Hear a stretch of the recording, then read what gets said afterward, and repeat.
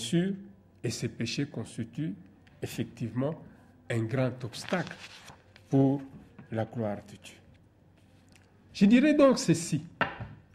Refuser de glorifier Dieu, c'est de la rébellion. C'est le pire des péchés. C'est la plus grande faute que nous pouvons commettre.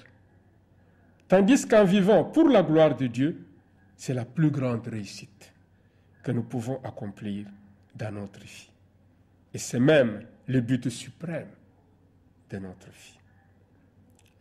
La question suivante est celle-ci. Comment puis-je rendre gloire à Dieu? Eh bien, je pense que ici sur la terre, Jésus avait dit, Père, je t'ai rendu gloire ici sur la terre en faisant toutes choses que tu m'as demandé de faire. Donc Jésus a honoré Dieu en remplissant le but pour lequel il a été envoyé ici sur la terre. Mais nous aussi, nous devons honorer Dieu de la même façon. Frère évangéliste Jean-Sébastien Kenge, comment puis-je rendre gloire à Dieu? Je pense qu'il y a plusieurs façons pour lesquelles nous pouvons glorifier notre Dieu.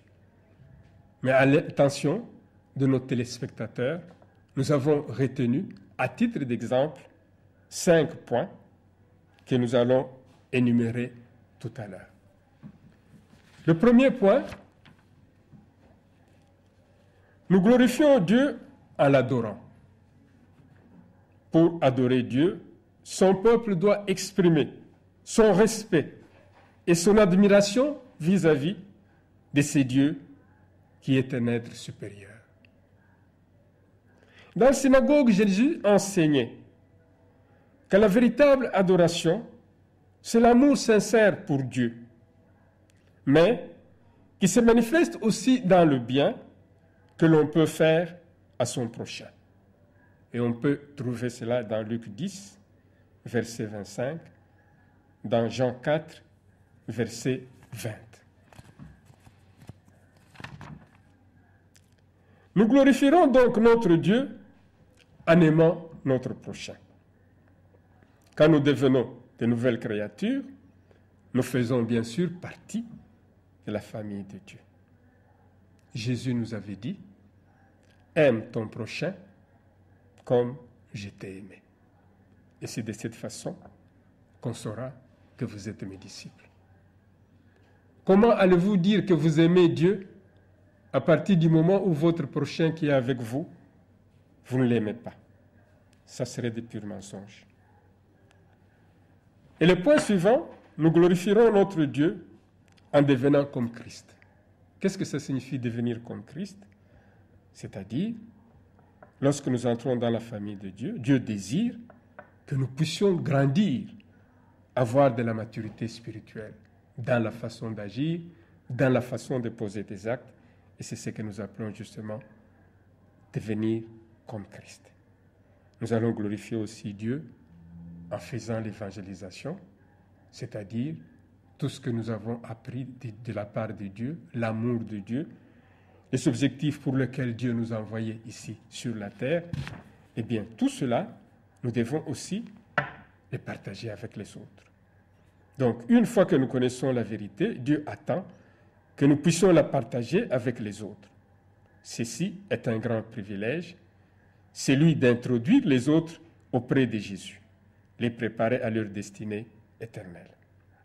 La vraie vie commence lorsque tu es connecté complètement à Jésus-Christ. La parole dit dans Jean 1, 12, « Tous ceux qui l'ont reçu, à ceux qui ont cru en son nom, il a donné le pouvoir de devenir enfants de Dieu. » Et comment pouvons-nous vraiment, comme Jésus-Christ, honorer notre Dieu pour respecter donc l'objectif pour lequel il nous a envoyés sur la terre? Eh bien, en entrant dans la maison de Dieu, nous saurons comment il faut adorer ce Dieu, comment il faut présenter la gloire de Dieu. Et c'est Dieu seulement qui peut nous restaurer et nous permettre effectivement de faire cela. La première démarche que nous devons savoir, c'est que Dieu nous aime. Et Dieu a un plan merveilleux pour notre vie. Jean 3,16 dit ceci, Dieu a tant aimé le monde qu'il a donné son Fils unique, enfant, que celui qui croit en lui ne périsse point, mais qu'il ait la vie éternelle. Donc il faut croire. L'homme est pécheur, et à cause de son péché, l'homme est privé de la gloire de Dieu. Et nous voyons cela dans Romains 3, verset 23. On nous dit également que Jésus, c'est le chemin par lequel nous pouvons atteindre Dieu. Et cela est précisé dans la parole de Dieu, dans Jean 14, verset 6, qui nous dit ceci, « Je suis le chemin, la vérité et la vie, et nul ne peut aller au Père autrement qu'en passant par moi. » Donc, pour cela, nous devons recevoir personnellement Jésus-Christ dans notre vie et l'accepter comme notre Seigneur et notre Sauveur personnel. Nous allons ainsi connaître, expérimenter l'amour et le plan de Dieu dans notre vie. Comment allons-nous recevoir Jésus dans notre vie? Nous devons recevoir Christ dans notre vie par la foi.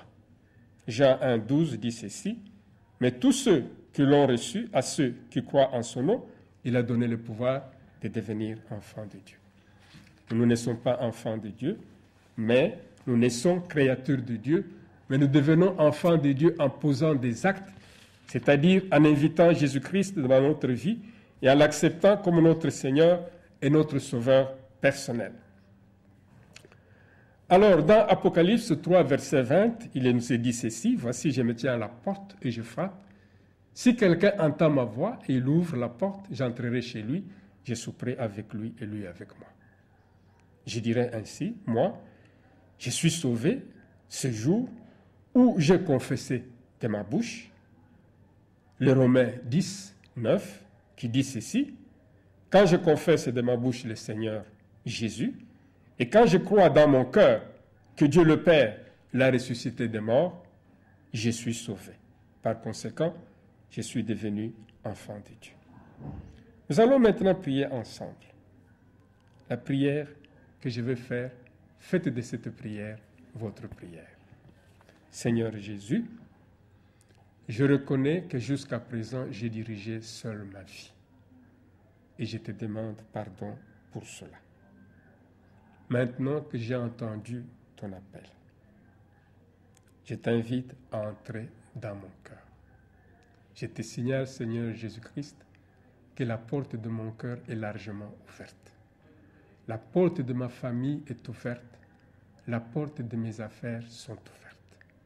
Je vous invite ainsi, Seigneur, à entrer et dans mon cœur, et dans ma vie, dans ma famille, dans mes affaires, et puis à prendre la direction de tout ce qui m'appartient. Au nom de Jésus-Christ. Et je te reçois ainsi comme mon Seigneur et mon Sauveur personnel. Et maintenant, je fais la prière de renoncement. Toi, Satan, je renonce à toutes tes œuvres et je t'annonce que maintenant, j'appartiens à Jésus. Le sang de Jésus me couvre. Je te chasse de ma vie, je te chasse de ma famille, je te chasse de mes affaires, au nom puissant de notre Seigneur Jésus-Christ.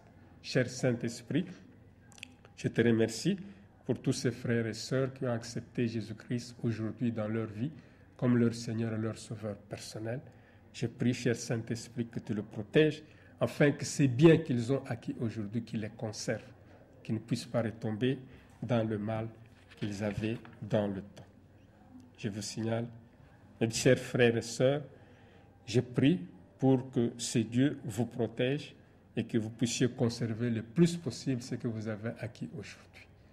Je vous signale que nous prions habituellement à l'hôtel, Grand Hôtel de Kinshasa, au sein de Full Gospel, donc dans le chapitre qui est Restauration, le mardi de 17h à 19h. Ceux qui veulent venir prier avec nous seront les bienvenus. Ceux qui ne savent pas venir au Grand Hôtel de Kinshasa, ils peuvent aller dans un chapitre dans leur commune, ils seront bien reçus. Bonsoir chez vous, que Dieu vous bénisse. Ce que vous avez acquis aujourd'hui, soyez certains que ça va vraiment vous aider mais à condition que vous puissiez vraiment rester dans la prière. Que le Seigneur vous bénisse encore une fois. Merci.